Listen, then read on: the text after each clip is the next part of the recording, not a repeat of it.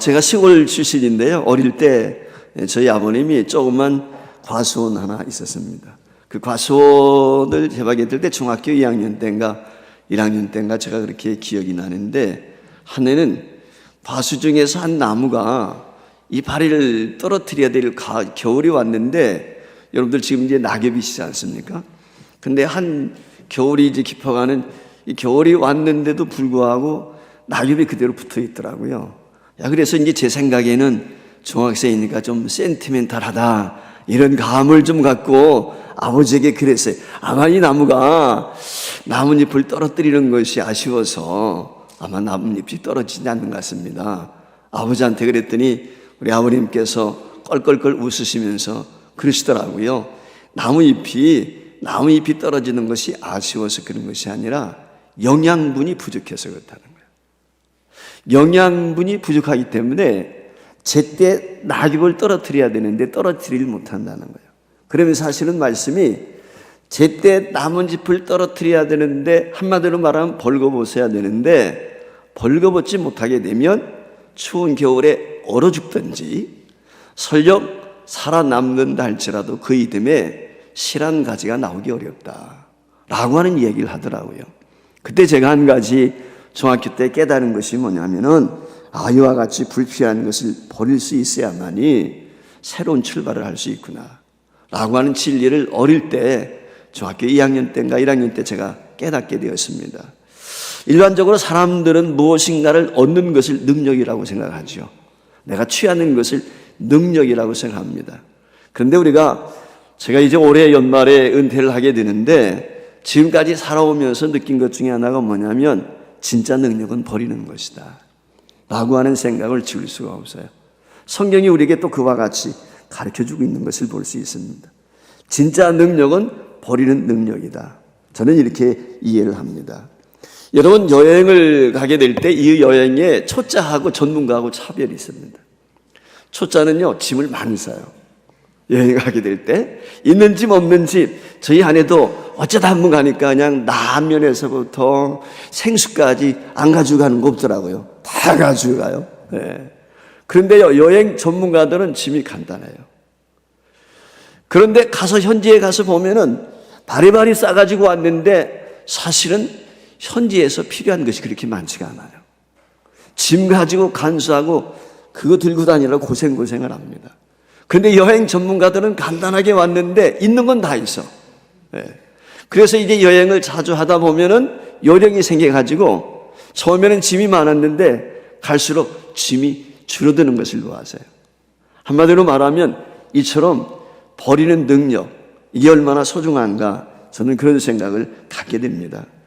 버리는 능력을 갖는다는 것은 한마디로 말하면 불필요한 것을 갖지 않는다는 거예요.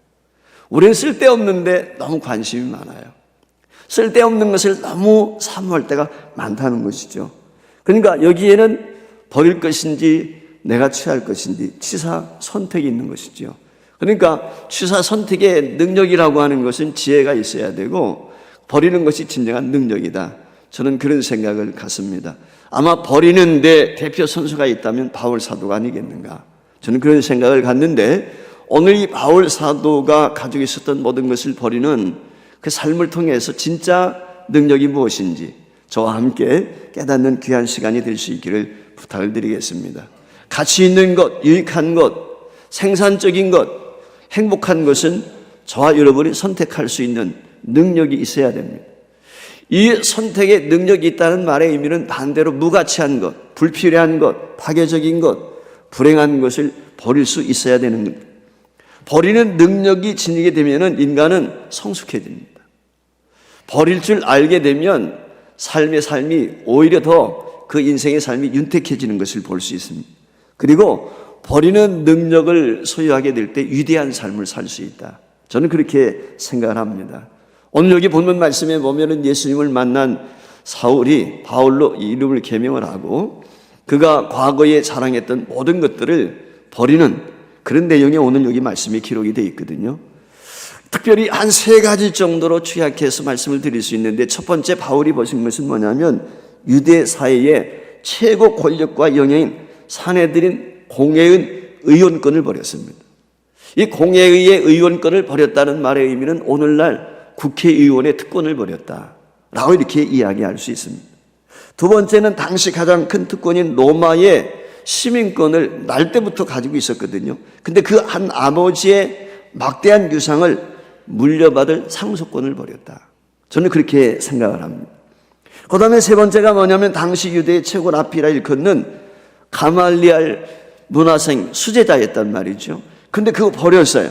한마디로 말하면 지식인으로 누릴 수 있는 명예와 보장된 미래를 포기했습니다. 이 모든 것들을 버린 거거든요. 사실 바울이 이 버린 것들이라고 하는 것은 그 시대에도 아주 귀한 것들이지만 오늘날에도 다르지 않습니다. 어쩌면 바울이 가지고 있었던 이 세 가지, 이 모든 것들은 오늘날 많은 젊은이들 특별히 기대하는 스펙을 쌓고 세상에서 출세하기 위해서 갖추기 위해서 노력을 하고 애쓰는 것들이 아닐까, 저는 이런 생각을 가져보거든요. 근데 바울 사도는 이와 같은 것들을 아주 시원하게 버렸어요. 성경 말씀에 보면 배설물처럼 오늘 여기 이렇게 버렸다는 거거든요. 배설물이란 얘기가 무엇입니까? 분토. 쉬운 얘기로 말하면 똥처럼 버렸다는 거죠. 우리가 화장실 가면서 아쉬워하는 사람이 있습니까? 시원하게 버리고 나와야 마음이 편하죠. 뱃속이 편한 거거든요. 한마디로 말하면 일련의 미련도 없이 과감하게 버렸다는 것입니다. 오늘 우리가 여러분들이 신학교를 올 때 부모님의 강요에 의해서 오신 분들은 요즘에는 없을 거예요. 제 때는 그런 사람이 많았어요. 나는 신학교 가고 싶은 마음이 없는데 부모님들이 서운했다는 거예요. 그래가지고 신학교 오는 경우도 많았어요. 저 같은 경우도 어려서부터 신학을 하라는 얘기를 주변에서 많이 들었는데 도망 다니다가 늦게 신학을 시작을 했습니다. 그래서 목사 안수도 39에 늦게 제가 목사 안수를 받았는데요. 여러분, 왜냐하면 제가 목사님들이 가장 불쌍해 보이시더라고요. 예수를 믿으면서도. 과거에는 신방이 많았어요. 근데 이 목사님들이 꼭 여자들 꽁무니만 쫓아다니더라고. 그래서 그게 보기 안 좋았어요, 저는. 아니, 남자가 좀 대장부답게 앞장서서 이렇게 해야 되는데 맨날 여자들만 돌아다니니까 그게 보기가 안 좋았더라고요.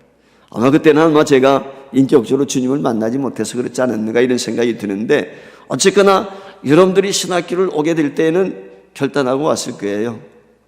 아마 바울 사도와 같지는 아니었다 할지라도 여러분들이 소중하게 생각했던 것들, 성공하고 싶은 어떤 계획들, 이런 것들을 포기하고 오지 않았을까, 저는 이런 생각을 가져보면서 어쨌거나 오늘 이 주시는 말씀을 통해서 저와 여러분이 혹시라도 우리 안에 온전히 버리지 못한 찢기 같은 것들이 있다면 오늘 이 말씀을 통해서 완전히 이 모든 찢기까지도 버려버릴 수 있는 그런 은혜를 입었으면 좋겠습니다. 자, 여러분 아시는 것처럼 소돔 고모라 성이 멸망을 하게 될 때 하나님께서 아브라함의 중보 기도를 들으시고 롯을 불쌍히 여기셔서 그의 가족을 구원하지 않습니까? 그의 가정이 소할 산으로 동산으로 피신을 합니다. 피신을 하게 될 때 조건이 있습니다. 천사가 이야기합니다. 절대 뒤돌아보지 말아라. 더 나아가서 지체하지 말아라. 가급적 빨리 피신하라. 이야기를 했어요. 근데 여러분 아시는 것처럼 롯의 아내가 어떻게 됩니까? 자기가 두고 온 집, 아마 보물단지가 있었는지는 모르겠지만 자기 가정에 있는 모든 것들이 아마 아쉬웠는지 모르겠어요.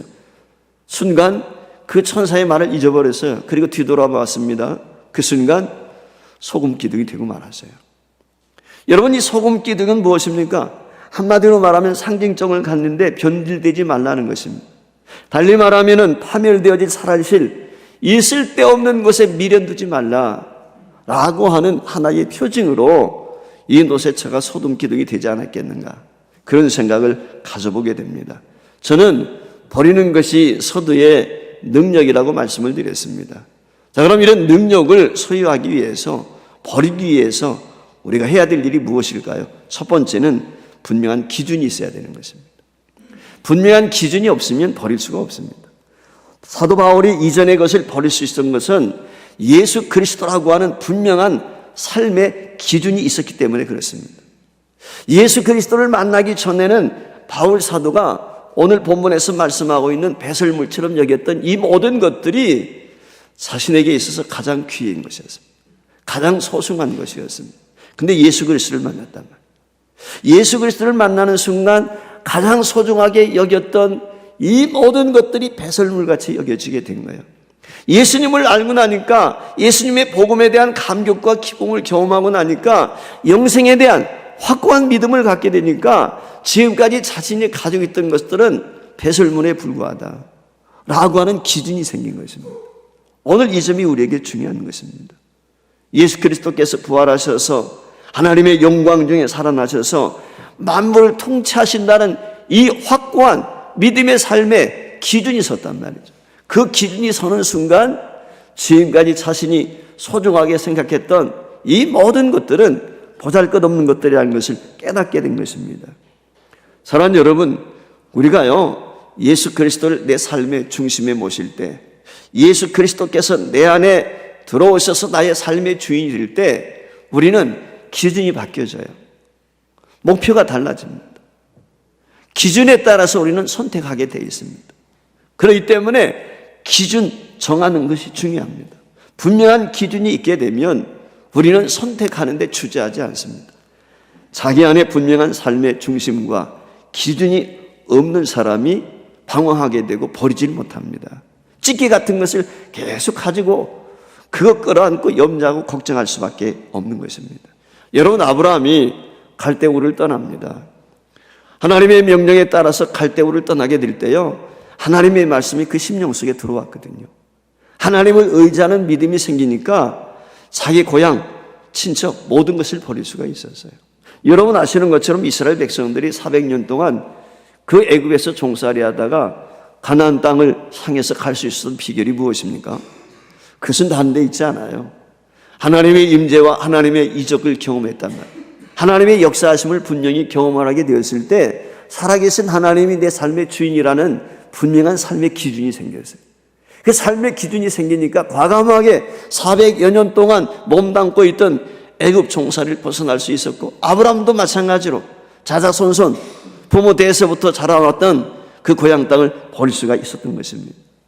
특별히 그리스도인들이 주의 자녀로서, 저와 여러분들이 하나님의 일꾼으로서 하나님의 교회를 위해서, 주의 나라를 위해서 헌신하고자 저와 여러분들이 이 신학교에 오고 하나님의 말씀을 배우고 또 사역을 감당하는 줄 믿는데, 저와 여러분에게 있어서 예수 그리스도, 이 복음의 핵심인 우리 주님께서 우리 삶의 기준이 될 때 저와 여러분이 세상 것을 포기하는데 주저하지 않게 되리라고 저는 믿습니다. 두 번째 중요한 것은 뭐냐면 분별력이 있어야 됩니다. 한마디로 말하면 지혜입니다. 예수님께서 마태복음 13장 44절 말씀에 보면은 천군 마치 밭에 감추인 보화 같으니 사람이 이를 발견한 후 숨겨두고 기뻐하며 돌아가서 자기의 소유를 다 팔아 그 빚을 샀으니라, 그렇게 말씀을 했어요. 한마디로 말하면 올인한 거예요. 자기 인생의 모든 것을 오늘 여기 나와 있는 말씀처럼 그 밭에 감춰진 보화를 발견하는 순간 모든 것을 투자한 것입니다. 그 마태복음 13장 계속해서 말씀해 보면 45절 46절에 이렇게 말씀을 했어요.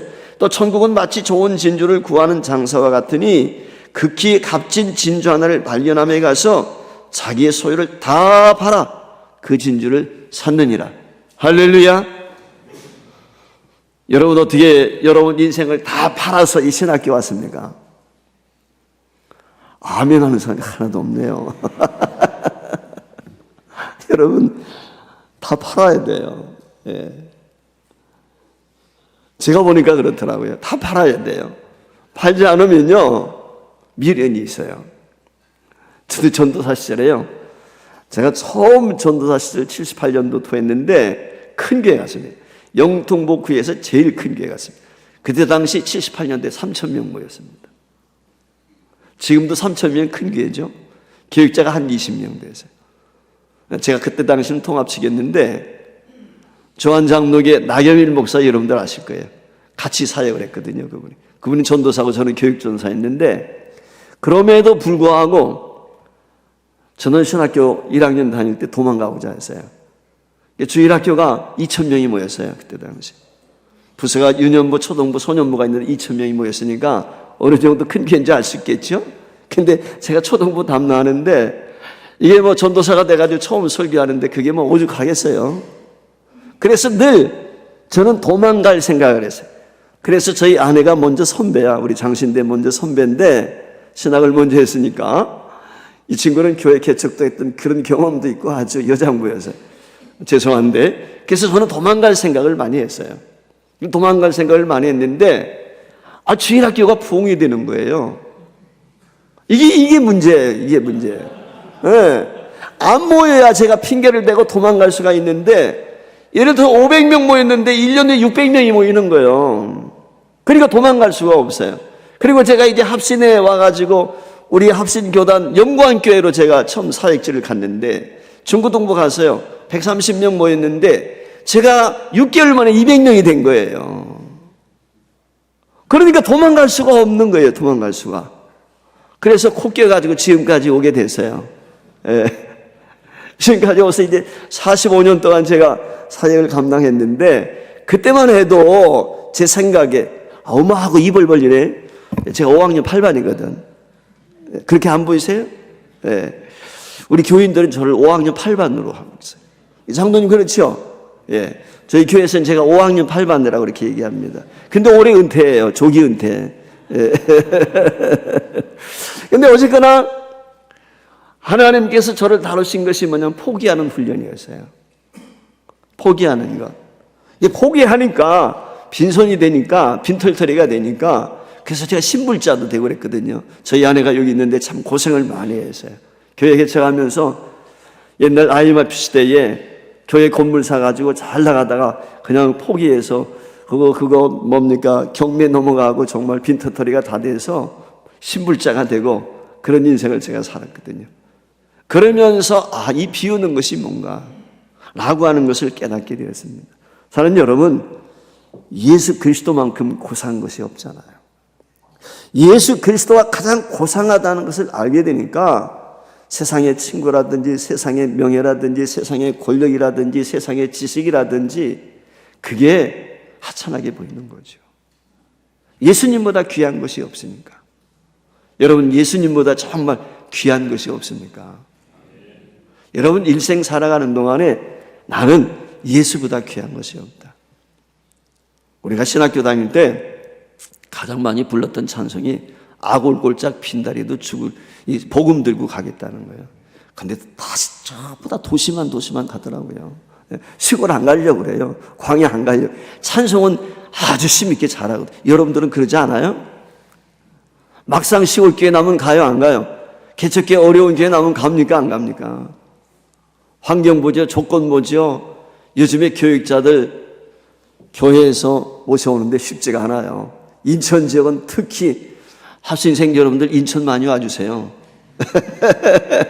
인천에 우리 노회에 한 80여 개 되는 교회에 교육전자들이 없는 교회 많아요.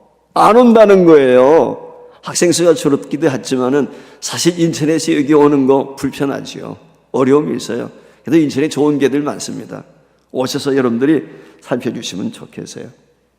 무슨 이야기 하나 하겠습니다. 항상 자기에게 모르는 노신사가 기차를 탔습니다. 지금이야 고속버스를 타든 기차를 타든 지정석이죠. 번호가 다 있어요. 옛날엔 특급 열차도 좌석 번호가 없습니다. 입석하고 좌석하고만 팔았어요. 입석은 자리에 앉아갈 수 있는 것이고 좌석은 서서 가는 거예요. 특급 열차도. 옛날에는 그랬어요. 그런데 이 사람이 욕심이 많으니까 좌석을 앉아가지고 옆에다가 좀 편히 가고 싶은 마음에 자기 진보다리를 가방을 올려놨어요. 근데 한 젊은이가 이것저것 열차를 타고 보니까 빈자리가 없어요. 근데 빈자리가 하나 있는데 가방이 올려 있는 거예요. 그래서 그 노신사한테 가서 죄송한데 여기 앉아가도 되겠습니까? 아니요, 거기 친구가 올 자리입니다. 네, 친구 자리라는 거예요. 아, 그래요? 이 젊은이가 그 얘기 듣고 갈 줄 알았는데 가방을 덥석 들더니 그러면은 친구가 올 때까지 제가 좀 앉아 있겠습니다. 이러는 거예요. 그러니까 이게 이 노신사가 어이가 없지 않습니까? 옛날에는 이제 전기기관차 스팀 품고 뭐 이렇게 열차가 갔단 말이죠. 이제 열차를 품어내면서 기적서를 울리면서 열차가 출발을 하는 것입니다. 열차가 출발하자마자 이 젊은이가 자기 무릎에 안고 있던 가방을 냅다 창밖으로 던져버리는 거였어요. 그러니까 이 노신사가 얼마나 깜짝 놀라겠습니까? 아니 왜 가방을 버리냐고. 그랬더니 젊은이가 이렇게 얘기를 했어요. 친구분 늦었지 않습니까? 친구분이 늦어서 기차 놓쳤는데 짐까지 놓치면 어떻게 되겠습니까? 짐이라도 가져가야죠. 여러분, 욕심이라는 것이 그렇습니다. 욕심이 과하면 망하게 되는 것입니다. 오늘 목회하면서도요, 제가 느끼는 것 가운데 하나가 뭐냐면 마음을 비우는 게 쉽지 않아요. 목회자도 마찬가지거든요. 아무개 교회가 부흥했다더라, 성장했다더라, 교회 건축했다더라, 뭐 했다더라, 이런 것들이 때론 불편하게 느껴질 때가 있거든요. 근데 달란트가 다 다르잖아요. 하나님이 주신 사명이 다 다르단 말이죠. 자족할 수 있는 마음을 배운다는 것이 얼마나 소중한가. 제가 지금까지 목회하면서 깨달은 것 중에 하나일 거예요. 마음을 비우게 되면 욕심도 사라져요. 사람이 망하는 이유, 행복하지 못한 이유는 욕심 때문에 그래요. 비우지 못하면 행복이 없습니다. 여러분, 행복한 목회를 여러분들이 신학자가 되든 선교사가 되든 어느 자리에 있든지 간에 버릴 수 있는 지혜를 갖게 될 주의 이름으로 축복합니다. 마지막 세 번째는 내가 기왕이 선택을 했으면 선택한 가치에 집중하라는 것입니다. 거기에 최선을 다하는 것입니다. 오늘 여기 본문 12절로 14절 말씀 우리 한 목소리를 같이 한번 읽었으면 좋겠습니다. 내가 이미 얻었다함도 아니요 온전히 이뤘다함도 아니라 오직 내가 그리스도 예수께 잡힌 바 된 그것을 잡으려고 달려가노라. 형제들아, 나는 아직 내가 잡은 줄로 여기지 아니하고 오직 한 일, 즉 뒤에 있는 것은 잊어버리고 앞에 있는 것을 잡으려고 표대를 향하여 그리스도 예수 안에서 하나님이 위에서 부르신 부름의 상을 향하여 달려가노라. 여러분, 우리가 집중해야 됩니다. 집중. 우리 박연순 목사님이 옛날에 그랬었어요. 신학교 다닐 때 하늘만 집중해서 파라고 합니다. 네. 집중해야 돼요. 집중하게 되면 뭔가 이룰 수 있거든요. 10번치가 안 넘어가는 나무 없다고 집중하는 것입니다. 말씀 묵상도 그렇고요, 목회도 그렇고 선교도 그렇고 다 마찬가지. 학문 연구하는 것도 그렇고 집중해야 되는 것입니다. 아마 여러분 펜 로버트슨 목사님 아실 거예요. 93세로 올해 6월 8일 날 세상을 떠나셨는데 이분이 예일대 법대 출신이죠. 그의 아버지는 상원 버지니아주 상원 의원이었고 이분이 은행 통화위원장까지 지냈습니다. 그리고 이 펜 로버트슨도 역시 정치인이 되고 싶은 마음에서 국회의원 보좌관 생활을 했습니다. 근데 그 국회의원실에서 예배를 드리는 거예요. 채플 시간이죠. 어느 날 채플을 드리는데 예배를 드리는데 인격적으로 주님을 만나게 되었어요. 그날 예배가 끝나고 모든 일과가 끝나고 친구들이 같이 한 직원들이 우리 한잔하러 가자 라고 얘기를 했는데 그날 주님을 인격적으로 만나고 난 이 팻 로버트슨이 아니다, 난 할 일이 있다. 그리고 집으로 갔습니다. 그리고 집으로 가는 도착해서 자기 거실에 있는 찬장에 위스키병이 수두룩지 쌓여 있는데 그것을 꺼내가지고 하수구에 버리기 시작을 했습니다. 그때 부인이 와가지고 남편한테 고래고래 소리치고, 아니 당신 미쳤어? 그게 얼마나 비싼 건데 그걸 버리고 있어? 그때 이 펜 로버트슨이 그랬다는 거예요. 나는 미치지 않아서 내가 오늘 예수 그리스도를 인격적으로 만나서 그분의 은혜와 사랑을 내가 오늘 깨닫게 되어서 그 은혜를 깨닫게 되는 순간 우리의 생명과 정신을 파괴하는 이 모든 것들이 내가 독이라는 걸 깨닫게 되어서 독을 내가 어떻게 가지고 살 수는 없지 않소 라고 하면서 모든 것을 버렸다는 것입니다. 여러분, 예수 그리스도를 만나고 가장 값진 것을 발견하게 될 때 오늘 우리는 그에게 집중할 수 있고 나머지 것을 과감하게 버릴 수가 있습니다. 그렇지 않으면 가장 값진 것을 소유하지 못할 때 독과 쓰레기 같은 것을 잔뜩 끌어안고 인생을 살 수밖에 없는 것입니다. 사랑하는 여러분, 우리는 버림의 능력을 지닌 하나님의 종들이 되어야 될 줄 믿습니다. 주의 종이 되어서도 신학을 전공하고 목회자가 되고 신학자가 되고 선교사가 되겠다고 하면서도 혹시라도 세상에 미련이 있지는 않습니까? 우리 주변에 보면 그런 사람 많아요. 목회자가 투자 서리잡 이중직을 허용해야 되냐 말아야 되냐, 제 생각에는 그게 가당치 않은 얘기로 들리죠. 근데 저도 두 아들이 목사인데 사실 보면은 그럴 수 있겠다라고 하는 생각이 들기는 들어요. 현실이 어려우니까. 그럼에도 불구하고 오늘 우리는 기왕이 포기하고 온 것 아니겠어요? 그렇다면 집중해야 될 것이 무엇인가? 이건 우리가 이미 알고 있는 것 아닙니까? 제가 좋아하는 성경 구절 가운데 하나가 누가복음 6장 38절입니다. 아마 여러분 잘 아시는 것처럼 주라, 그러면 너희에게 줄 것이니 곧 후히 되어 누르고 흔들어 넘치도록 해서 하나님이 너희에게 안겨주실까라는 말씀을 했어요. 너희의 헤아린 그 헤아림은 너희도 헤아림을 도로 받는다는 거예요. 물론 이 말씀이 오늘 본문과는 좀 다른 내용일지 모르겠지만은 주는 것이 비우는 것 아니겠습니까? 우리 주머니 비울 때 하나님이 채우십니다. 내가 채우면요, 하나님이 채울 게 없어요. 저와 여러분은 간증이 있어야 돼요. 신앙인은 고백이 있어야 돼요. 특별히 목회자에게는 간증이 풍성해야 돼요.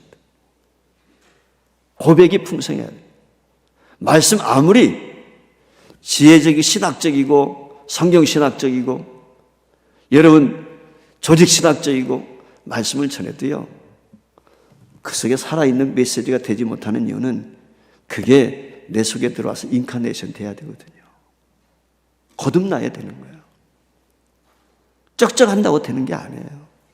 설교는 내 삶을 나누는 거예요. 설교는 내 자신을 함께 공유하는 것입니다. 그 말씀이 내 속에 들어와서 성육화되어지지 않으면 그 말씀은 힘이 없습니다. 변화를 일으키지 못하는 거예요.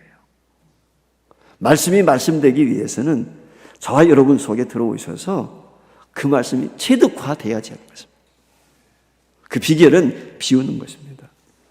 물질과 명예와 욕망, 심지어는 우리가 미움과 시기 질투, 이 모든 것을 버릴 수 있어야 됩니다. 버릴 줄 아는 것이 능력입니다. 그때 하나님께서 채우십니다. 내가 버리면요, 땅의 것을 포기하면 하늘의 것으로 채워주세요. 이게 우리 하나님이시거든요.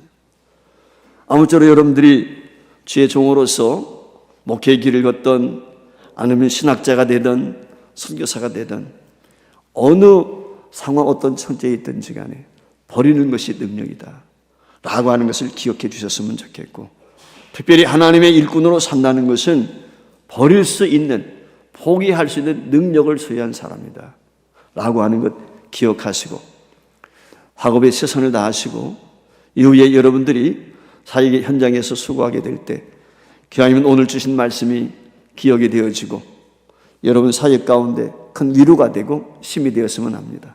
아무쪼록 버리는 능력을 통해서 하늘로부터 덧입히는 바울과 같은 위대한 종들이 되시기를 주의 이름으로 축원합니다. 자비로우신 하나님 아버지, 그렇습니다.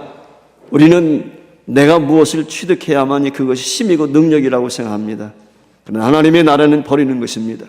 우리 팀은 영광된 하나님의 보좌를 버리고 낮고 천한 이곳에 오셔서 음부에까지 낮아지셨습니다. 그분을 주님이, 우리 하나님께서 높이셔서 만유의 주가 되게 하신 줄 믿습니다. 바울뿐이겠습니까? 우리 믿음의 선배들은 버리는데 선수였습니다. 하나님 아버지, 오늘 우리도 버릴 수 있는 지혜를 얻게 하시고 버릴 수 있는 삶의 기준을 갖게 하시고 내가 선택한 이 길에 대해서 후회함이 없이 최선을 다해서 충성하는 주의 종들이 되게 하시며 하나님의 권세자들이 될 수 있도록 축복해 주시옵소서. 예수님의 이름으로 기도하옵나이다. 아멘.